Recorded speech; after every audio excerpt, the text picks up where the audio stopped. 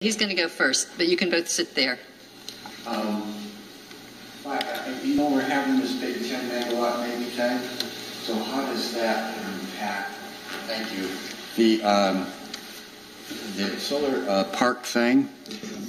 How does that impact then how the solar roofs within the city limits? We still are going to need that. I'd be really glad to go into detail on all of that. In other words, the solar park does not inobviate or whatever. We still have to aim all the roofs and put solar panels on that.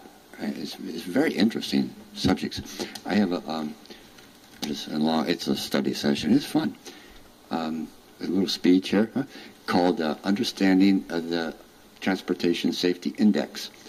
Essentially, transportation is the process experience event between leaving one safety area and arriving at another safety area. Since moving through the public jungle is unpredictable, even dangerous, this needs to be examined. In order to analyze transportation, I've divvied it up into 5 components: transportation itself, recreation, exercise, socialize, and spiritualize. Transportation itself is the no-nonsense, get-it-done arrival at your destination quickly, safely, warm and dry, fully rested, clean, alert with all your stuff when you really have to get somewhere. This needs a vehicle, which I'll refer to now as a safety container. Transportation can happen in any clumsy state of mind or exhaustiveness. If you got out of bed on the wrong side, you're in a bad mood, out of sorts. Oh, geez. And you got to get somewhere. Just get in your car, stay in between the lines, look for colors, go slow, and follow the car ahead. It's simple. You'll be safe. Recreation, exercise, socialize, and spiritualize are entirely different. They do not have the luxury of a safety container. Recreation is for the fun of it. When you're in a good mood, you got up on the right side of the bed, you're alert, coordinated, and ready for anything. If enjoyed outside, recreation can accomplish transportation as a side effect. For instance, walking or biking can get you somewhere. Exercise, on the other hand, is usually not for the fun of it. It is a discipline and should be preceded probably by limberings and check-ins to see if you're going to fall down. And again, if you could do it outside, you can get somewhere. And then there's socializing. Random encounters of all kinds, usually pleasant, not more than often, and then surprisingly wonderful. Some people can really get you down, but the new people with the latest ideas can keep you afloat. Useful communications can happen even at the street level amongst the commotion. Cars are better for private, in-depth communications, though. In fact, cars are really good in a lot of ways. They bring money, personal power, romance, relaxation, independence, and most importantly, they free up calories for being smart. In America, a car is practically required to achieve the good life. Worldwide statistics verify that economic development is directly correlated with the ease of transportation. In other words, the faster you go, the further you get, the more you can carry, the more money you can make.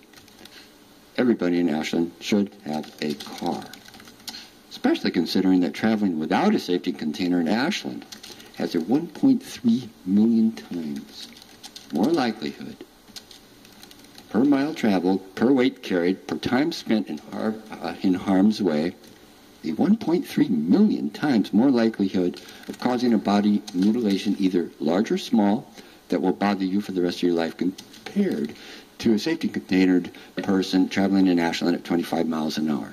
You can check all those. Oh, sure, cars have their problems. They pollute, they cause traffic jams, mental sets, they cause accidents, they even cause wars. But the trade-offs are worth it. The global nutritional positives outnumber the necessary environmental negatives. In other words, fossil fuels and tractors have enabled 5 times the population to exist.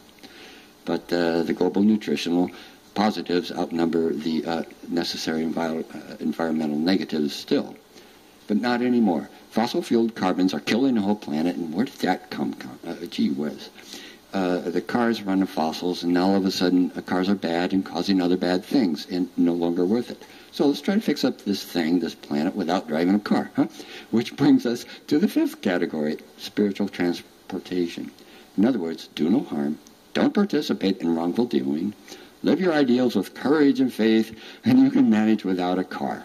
Just pay attention, immaculate attention to detail, the details of everything around you. Always be ready to improvise, know that you are invisible, and never be in a hurry. You're living right now that you've given up your car. You're saving the planet. You're making a difference calmly, guilt-free. You've set a good example for yourself and others.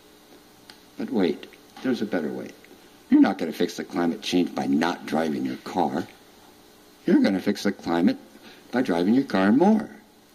Run around real quick, work 2 jobs, make a bunch of money, save your money, go to climate change repair school, get a real job repairing the climate, go to climate change repair university, make a bunch of money, get yourself an electric car, charge it up with solar panels, drive around all you want, and get a life.